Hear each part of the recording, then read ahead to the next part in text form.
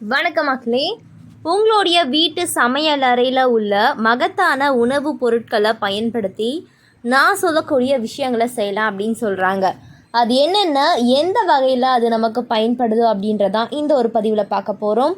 So நம்மளுடைய சேனலை நீங்கள் இப்போ தான் ஃபஸ்ட் டைம் பார்க்குறீங்க அப்படின்னு சொன்னால் மறக்காமல் சப்ஸ்கிரைப் பண்ணிவிட்டு சைடில் இருக்கக்கூடிய பெல் பட்டனை கிளிக் பண்ணி ஆல் அப்படின்ற ஆப்ஷனை செட் பண்ணி வச்சுக்கிறீங்க அப்படின்னா நான் போடக்கூடிய தகவல்கள், அற்புதமான விஷயங்கள் உங்களுக்கு நோட்டிஃபிகேஷனோட அடிக்கடி வந்துடும்.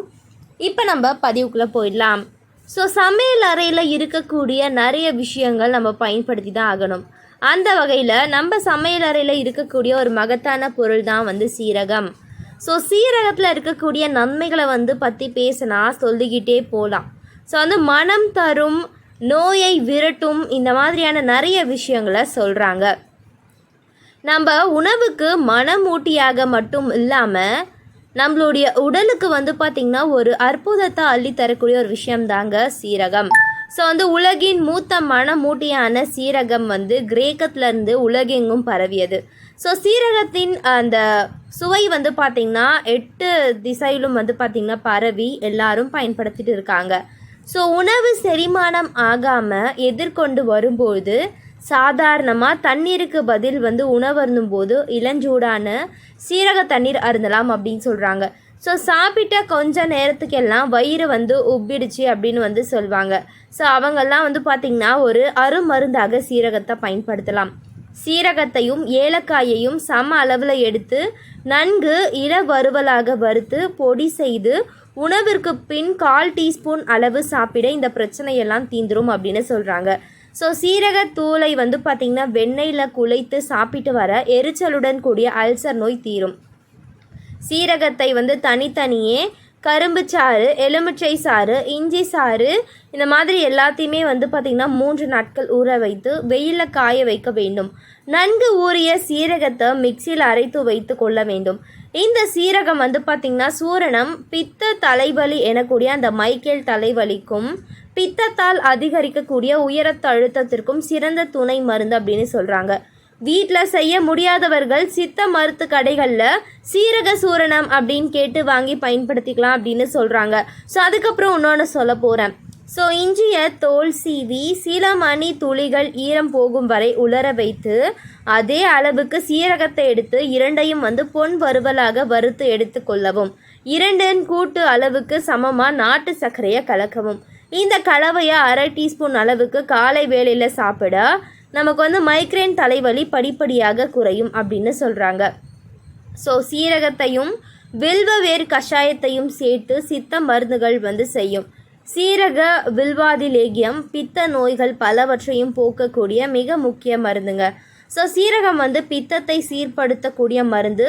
எனவே உளவியல் நோய்களுக்கு கூட இதை ஒரு துணை மருந்தாக பயன்படுத்த முடியும் அப்படின்னு சொல்கிறாங்க. ஸோ சீரகத்தில் உள்ள வைட்டமின் சி மற்றும் வைட்டமின் ஏ குடல் புற்றுநோய் வருவதை தடுக்கக்கூடிய ஆற்றல் கொண்டது அப்படின்னு சொல்கிறாங்க. ஸோ குழந்தைகள் சாப்பிட அடம் பிடிக்கிறார்களா, அப்போ நான் சொல்லக்கூடிய இந்த ஒரு விஷயத்த பண்ணி பாருங்க. சீரகம், சுக்கு, மிளகு, திப்பிலி, ஏலக்காய் இவற்றை சம பங்கு எடுத்து நன்கு மையாக பொடி செய்து அத்துடன் சம அளவு நாட்டு சர்க்கரை கலந்து பாட்டிலை வச்சுக்கோங்க. சாப்பிட்றதுக்கு முன்பு இதிலிருந்து 2 முதல் 4 சிட்டிகை எடுத்து தேனில் குழைத்து குழந்தைகளுக்கு கொடுங்க. இது பார்த்திங்கன்னா நேரத்திற்கு பசியை தூண்டக்கூடிய ஆரோக்கியத்தை பராமரிக்கும் அப்படின்னு சொல்கிறாங்க. ஸோ இந்த மாதிரி ஒவ்வொரு நன்மைகளும் சீரகத்தில் மட்டும்தான் காணப்படுது அப்படின்னு சொன்னால் கண்டிப்பாங்க உடலுக்கு அவ்வளோ ஒரு ஆரோக்கியத்தை தருது அப்படின்னு சொல்கிறாங்க. ஸோ வைட்டமின் பி குறைபாட்டால் பார்த்திங்கன்னா சிலருக்கு அடிக்கடி வாய்ப்புண் வரும். ஸோ உதடு வீங்கியது போன்ற பிரச்சனைகளும் இருக்கும். ஸோ இதெல்லாம் நம்ம தவிர்க்கணும் அப்படின்னு சொன்னால் சீரகத்தை நம்ம பயன்படுத்துறது தான் ஒரு முக்கியமான விஷயம் அப்படின்னு சொல்கிறாங்க. அதனால் சீரகம் இவ்வளோ நன்மைகள் தருது அப்படின்னு சொல்லிட்டு நீங்கள் பயன்படுத்தாமல் விட்டுறது ரொம்ப தப்புங்க. ஸோ சீரகத்தை பயன்படுத்துங்க. சீரக விதைகளுடைய பயன்பாடுகள் அப்படின்றத விட அதில் நம்ம அதிகமாக பயன்படுத்தும் போது நமக்கு நிறைய பிரச்சனைகளும் ஏற்படும். அதனால் ஒரு குறிப்பிட்ட அளவுக்கு நம்ம பயன்படுத்தினாவே போதும் அப்படின்னு சொல்கிறாங்க. ஸோ அதுக்கப்புறம் பார்த்திங்கன்னா இந்த ஒரு ஜீரா வாட்டர் அப்படின்னு சொல்லக்கூடிய இந்த சீரக தண்ணீர் கூட நீங்கள் என்ன பண்ணுங்கள், அது கசப்பாக இருக்கும்ல, அதனால் கொஞ்சம் வெல்லத்தை ஆட் பண்ணி சாப்பிடுங்க. நான் சொல்கிற மாதிரி பண்ணுங்கள். காலையில் எழுந்து 1 டீஸ்பூன் நல்லா சீரகத்தை எடுத்து நல்லா கொதிக்க வச்சுருங்க. அதுக்கப்புறம் வெல்லமோ நாட்டு சர்க்கரையோ நீங்கள் அதில் போட்டு நல்லா வந்து ஆற்றி குடிச்சிங்க அப்படின்னு சொன்னால் ரொம்பவே சூப்பரான ஒரு ரெமெடி, வெயிட் லாஸ்க்கும் சரி உடலுக்கு ஆரோக்கியத்தை அள்ளித்தரும் அப்படின்னு சொல்கிறாங்க. ஸோ 50 கிராம் சீரக பொடியை ஒரு பாத்திரத்தில் வறுத்து 25 கிராம் வெல்லத்துடன் கலந்து நன்றாக அரைத்து 5 கிராம் அளவுள்ள பெரிய மாத்திரைகளாக தயாரிக்கப்படுது.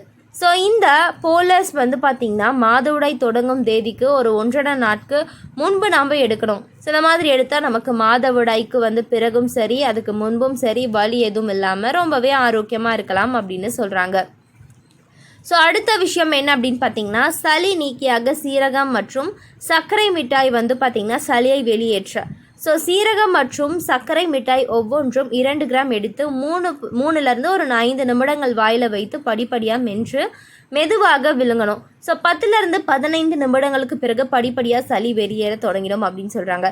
ஸோ சீரகத்திற்கு வந்து பார்த்திங்கன்னா வறட்டு இருமல், தொண்டை அலர்ஜி, தொண்டை வலி போன்றவற்றிற்கு வந்து பார்த்திங்கன்னா பயனுள்ளதாக இருக்கக்கூடிய நிறைய விஷயங்கள் இருக்குது அப்படின்னு சொல்கிறாங்க. ஸோ வந்து புளிப்பு மாம்பழத்தை அதிகமாக உட்கொள்வதனால ஏற்படக்கூடிய பக்க விளைவுகளை எதிர்கொள்வதற்கு சீரக பொடியை வந்து பார்த்திங்கன்னா நம்ம பயன்படுத்திக்கலாம் அப்படின்னு சொல்கிறாங்க. அது மட்டும் கிடையாது மக்களே. ஸோ காய்ச்சலில் பசியை மேம்படுத்தவும், குடலை வந்து சுத்தப்படுத்தவும், எரியும் உணர்வை வந்து போக்கவும் வெல்லத்துடன் சேர்த்து நம்ம பயன்படுத்தப்படுதான். அதுக்கப்புறம் வயிற்றுப்போக்கில் வந்து நம்ம இருக்கும்போது தயிருடன் சீரகம் வந்து பயன்படுத்தினா நமக்கு வயிற்றுப்போக்கு விரைவில் போயிடும் அப்படின்னு சொல்கிறாங்க. அது மட்டும் கிடையாது மக்களே, கர்ப்ப காலத்தில் பித்த தோஷம் காரணமாக ஏற்படக்கூடிய வாந்திக்கு சீரகத்தை எலுமிச்சை சாறுடன் சேர்த்து குடிப்பது நன்மை பயக்கும் அப்படின்னு சொல்கிறாங்க. அதுக்கப்புறம் வந்து பார்த்திங்கன்னா நம்ம வந்து தொடர்ந்து பயன்படுத்தலாம் அப்படின்னு கேட்டிங்கன்னா வந்து கண்டிப்பாக பயன்படுத்தலாம். ஆனால் வந்து ஒரு நாள் விட்டு விட்டு கூட பயன்படுத்தலாம். அப்படி இல்லைனா வந்து நமக்கு தொடர்ந்து நம்ம எதுவாவது எடுத்துக்கும் போது ஒரு சிலருக்கு சீரகம் வந்து ஒவ்வாமல் இருந்துச்சுன்னா அப்படின்னா கூட நமக்கு நிறைய பிரச்சனைகள் ஏற்படுத்துகிறோம் அப்படின்னு சொல்கிறாங்க. சீரகத்தை ஒரு வாணலில் உலர்த்தி வறுத்தெடுக்க வேண்டும். அதன் பிறகு தான் அதை பயன்படுத்த வேண்டும். ஸோ வந்து நீங்கள் அப்படியே பச்சையாக பயன்படுத்த வேண்டாம். நல்லா வறுத்தெடுத்துட்டு அது நல்லா ட்ரை ஆகி நீங்கள் பொடி பண்ணி வச்சுக்கிட்டிங்கன்னா நீங்கள் அப்பப்போ ஒரு டீஸ்பூன் நீங்கள் அந்த பொடியை பயன்படுத்தினாவே போதும். நீங்கள் பாலில் கலந்து குடிக்கலாம். அப்படின்னா நான் ரொம்ப ஈஸியான ஒரு வழி சொன்னோம் பார்த்துக்கோங்க. காலையில் இருந்து ஒரு டீஸ்பூன் நல்லா கொதிக்க வச்சுட்டு அது கூட வெல்லம் போட்டு குடிச்சிங்கன்னா உங்களுக்கு கசப்பாகவும் இருக்காது, அதே சமயம் நிறைய ஆரோக்கியத்தை அள்ளித்தரும் அப்படின்னு சொல்கிறாங்க. எனவே மக்களே, இது போன்ற நிறைய தகவல்கள், அற்புதமான விஷயங்கள்லாம் நீங்கள் கண்டிப்பாக தெரிஞ்சுக்கணும். ஸோ இதெல்லாம் பார்க்கணும், கேட்கணும், ஆரோக்கியமாக இருக்கணும் அப்படின்னு சொன்னால் நீங்கள் என்ன பண்ணணும், நம்மளுடைய சேனலை மறக்காமல் சப்ஸ்கிரைப் பண்ணிவிட்டு சைடில் இருக்கக்கூடிய பெல் பட்டனை கிளிக் பண்ணி ஆல் அப்படின்ற ஆப்ஷனை செட் பண்ணி வச்சுக்கிட்டீங்க அப்படின்னா நான் போடக்கூடிய தகவல்கள், அற்புதமான விஷயங்கள் உங்களுக்கு நோட்டிஃபிகேஷனோட அடிக்கடி வந்துடும். இது மட்டும் கிடையாது, இது போன்ற நிறைய தகவல்கள், நிறையவே வந்து விஷயங்களை நீங்கள் தொடர்ந்து கேட்கலாம், பார்க்கலாம். ஆரோக்கியமாக இருக்கா மக்களே. ஸோ இது போன்ற விஷயங்களை பாருங்கள். நன்றி, வணக்கம்.